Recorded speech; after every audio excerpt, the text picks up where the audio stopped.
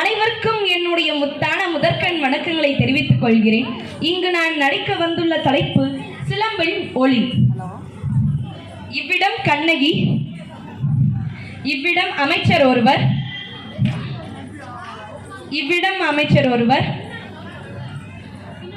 இவ்விடம் பாண்டிய மன்னன், இவ்விடம் அரசி. என் நாடகத்தை துவங்குகிறேன்.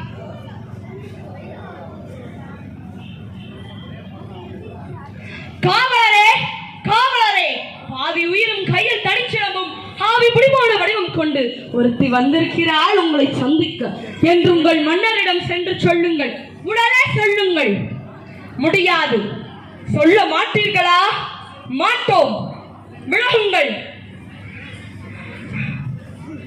யார் அரண்மனை காவலர்களை மீறி ஆவேச கோலத்துடன் உள்ளே வரும் நீ யார்? யாரம்மா நீ? நில் அங்கே. ஏன் இந்த ஆவேசம்? புறாவிற்கு உடல் தந்து புகழ் பெற்ற மன்னர்களின் வரலாற்றை தேர்காலின் மகளை ஏற்று நியாயம் காத்த மன்னதி சோழன் என்னும் பெருங்கதை நீதியின் இலக்கணமாய் பெற்று பெருமை கொண்ட திருமாவளவன் கரிகால சோழனின் பூம்புகார் எனது ஊர். பெருமணிகன் மாசாத்துவானின் மருமகள். என் பெயர் கண்ணகி. உன் முறையீடு என்னவோ? முத்து விழகின்ற 3 காலம் சூழ்ந்திருக்கும் தென்னகத்தில் மும்முரசுகள் கொட்டி முச்சங்கம் வளர்த்து முக்கொடி நிழலே முத்தமிழை காப்பாற்றும் மூவேந்தர் பரம்பரையின் பொறுமை தனில் மூடியாக்க முடிவு புரிந்த மன்னவனை எந்த முறையீட்டை கேட்பதற்கு முன் நான் யார் என்று முழுவதுமாக தெரிந்து கொள்க. யார் நீ? முத்தமிழை காப்பாற்ற வந்திருக்கும் எம் மன்னவனை இகழ்துரைக்கும் நீ யார்? கண்ணகி. கையில் தனிச்சிலம்புடன் வந்திருக்கும் கண்ணகி. நீதி வல்வா நேர்ச்சலிய பாண்டியனை துணிந்து இகழ்துரைக்க வந்திருக்கும் கண்ணகி. என்ன? பாண்டிய மன்னா, ரோமாபுரியின் கொள்ளு மண்டபத்திலே உமது தூதுவர்கள் இருக்கிறார்கள். இதோ பாண்டியத்து பேரவில்லை ரோமானியர்கள் வீரர்களாகவும் தூதுவர்களாகவும் வீற்றிருக்கிறார்கள். கடல் கடந்து கொடி கட்டி ஆளுகின்றாய். அந்த கொடிக்கம்பம் முறிந்து விட அயல் நாட்டார்கள் இகழ்ந்துரைக்க உமது கொடுங்கோல் அளித்த அவசர தீர்ப்புக்கு ஆளாகி கொலையுண்ட கோவலன் மனைவி கண்ணகி நான் என்பதை மறைந்திருக அரசே, அறிந்திருக. நான் வடக்கம் தேவையம்மா. ஓ, கோவலனின் மனைவி, சிலம்பை திருடிய கல்வனின் மனைவி. போதும். யாராவராயினும் நாவாக்க முன்னா நாவாக்க. யார் கல்வன்? என் கணவனா கல்வன்? இல்லை இல்லை, அவரை கல்வன் என்று குற்றம் சாட்டிய கைவர்களே கல்வர்கள். ஆத்திரத்தில் அறிவு கண்ணை மூடிவிடாதே கண்ணகி. கையும் களவுமாக விடுபட்டான் உன் கணவன். கல்வனை தமிழகத்து நீதி கொள்ளாமல் விடாது என்பது உனக்கு தெரியும் அல்லவா? என் கணவன் நீதியின் இலக்கணமாக திகழ்பவர் என்பது நீ அறியாததா? நீதியின் இலக்கணம் அளிக்கும் நெடுஞ்செழிய பாண்டியனே, உமது நாட்டில் எதற்கு பேர் நீதி? நல்லான் வகுத்ததா நீதி? அல்ல அல்ல, வல்லான் வகுத்ததே இங்கு நீதி. அதனால்தான் நான் வணங்குகின்ற தெய்வம் என் வாழ்வின் கருவூலத்தை சாவ படுகொலில் தள்ளிவிட்டீர்கள். கொற்றவனே, குடநிழலில் குந்தளம் இருப்பவனே, எண்ணிப்பார். கொழு மண்டபத்திலே விசாரிக்கப்பட வேண்டிய வழக்கு கோயில் மண்டபத்தோடு முடிவானதே. சிந்தியுங்கள், நன்றாக சிந்தியுங்கள். குற்றம் சாட்டப்பட்டவர்கள் மறுப்புகளுக்கு மதிப்பு தராமல் கொலையாடுவது அவசரம் காட்டுவானே. இதற்கு பேரா நீதி? இதற்கு பேரா நேர்மை? இதற்கு பேரா நியாயம்? இதற்கு பேரா அரசு? உமக்கு பேரா அறம் காக்கும் மன்னன் கண்ணகி. அரசே, உன் கணவன் கையில் இருந்த சிலம்பு அரசி கோப்பெருந்தேவியின் சிலம்பு. கோப்பெருந்தேவியின் சிலம்பல்ல, கோவலன் தேவியான் என்னுடைய சிலம்பு. நம்ப முடியாது என்னால். நீ யார் நம்புவதற்கு? உன்னை யார் நம்ப சொல்கிறார்கள்? உன் மீது வழக்குறிக்க வந்தவள் நான். குற்றவாளி நீ. எம் மன்னரா குற்றவாளி? நானா குற்றவாளி? நீ குற்றவாளி. அதனால் தீர்ப்பளிக்கும் உரிமை உன்னிடத்தில் இல்லை. இதோ இருக்கிறார்கள் பெருந்தகை பெரியோர்கள். இவர்களே இப்போது நீதிபதிகள். இவர்கள் வழங்கட்டும் நல்ல தீர்ப்பு.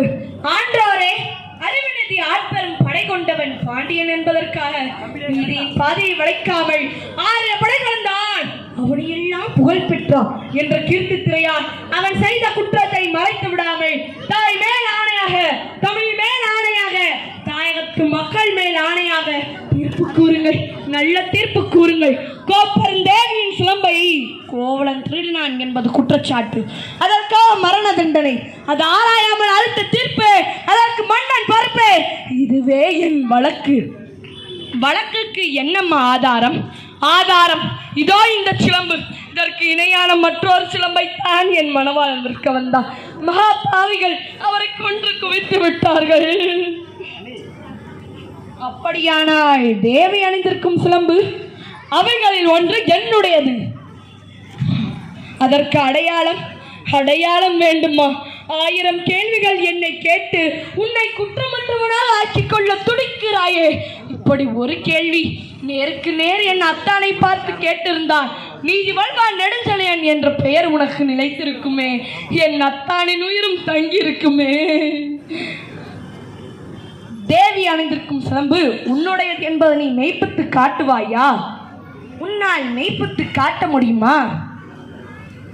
உன்னால் நிரூபிக்க முடியுமா? மெய்பித்து என்ன பயன்?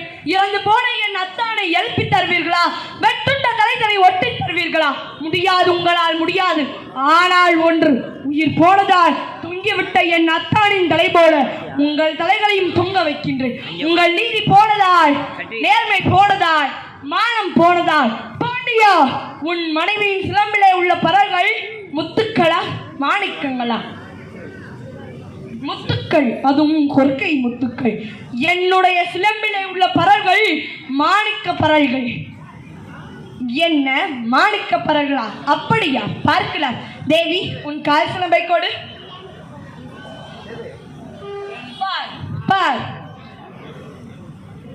பார்த்தாயா முத்துக்களை? அடுத்த சிலம்பு பார்.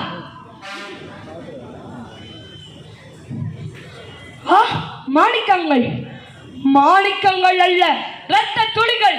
தர்மத்தின் கண்கள் வடிக்கின்ற இரத்த துளிகள். பாண்டியா, உனக்கு இன்னும் சந்தேகம் இருந்தால் இதோ என்னுடைய மற்றொரு சிலம்பு.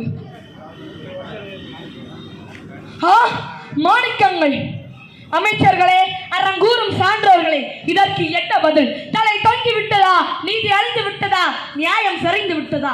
நெடுஞ்சலி நரம் வர்றம் துயர் அத்தனையும் மண்ணோடு மண்ணாக கலந்து விட்டதா?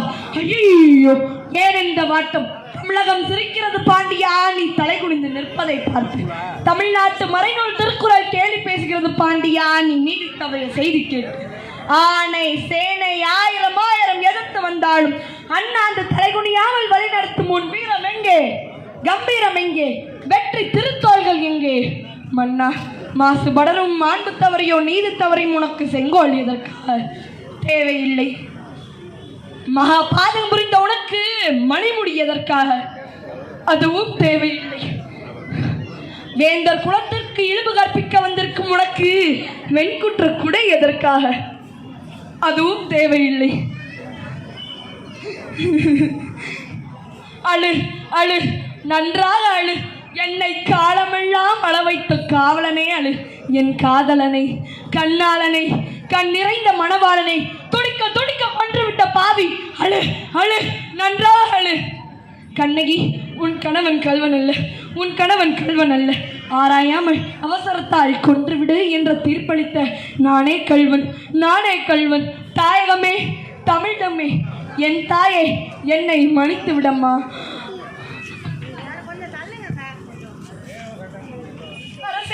அரசே, நீதி தவறியதால் வளைந்த செங்கோலை உங்கள் உயிர் கொண்டு நிமிர்த்தி விட்டீர்களே.